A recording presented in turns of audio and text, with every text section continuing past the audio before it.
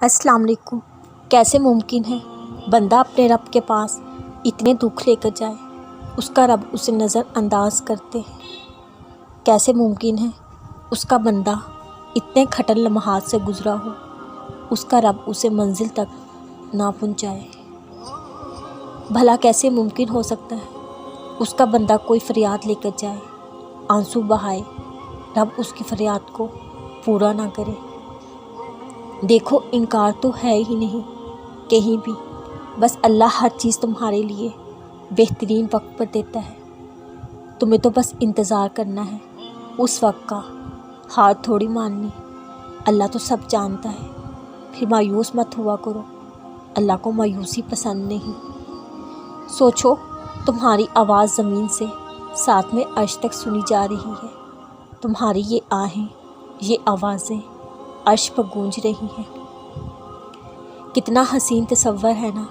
बस इसी तरह मांगते रहो, हिम्मत पर ठानना। वो चीज़ चाहिए तो बस डट जो, अपनी दुआ गूंजने दो अर्श को अपनी आवाज़ से। तुम्हारे जहन में अगर ये ख्यालात आ रहे हैं, मैंने बहुत गुनाह कर लिए, अब किस मुँह से उसके पास जाऊँ, अल्लाह तो माफ़ ही नहीं करेगा, मैं अब दोज़ख में जाऊँगी। सुनो, ये सब मनफी ख्यालात शैतान के वसवसों की वजह से आ रहे हैं। वो तो दुश्मन है तुम्हारा, वो चाहता ही नहीं कि तुम अल्लाह के करीब हो और जन्नत में जाओ, इसलिए तुम्हें अल्लाह से नाउम्मीद कर रहा है। जानते हो, हज़रत मोहम्मद सल्लल्लाहु अलैहि वसल्लम ने फरमाया, अल्लाह ताला ने मखलूक को पैदा किया, उसने अपनी किताब में लिखा, वो अपनी ज़ात के मुतल्लिक लिखता है, जो उसके पास अर्श पर रखी हुई है, मेरे गज़ब पर मेरी रहमत गालिब है।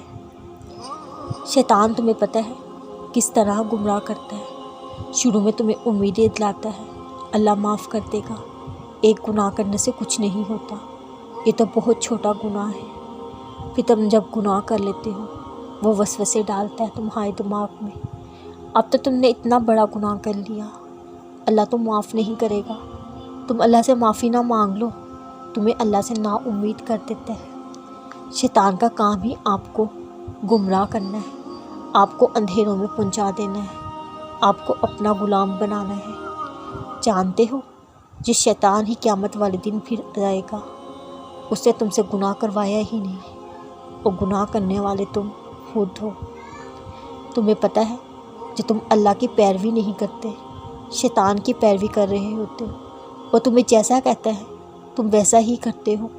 अपने आप को शैतान के हवाले मत करो, उस पर खुद हावी मत होने दो।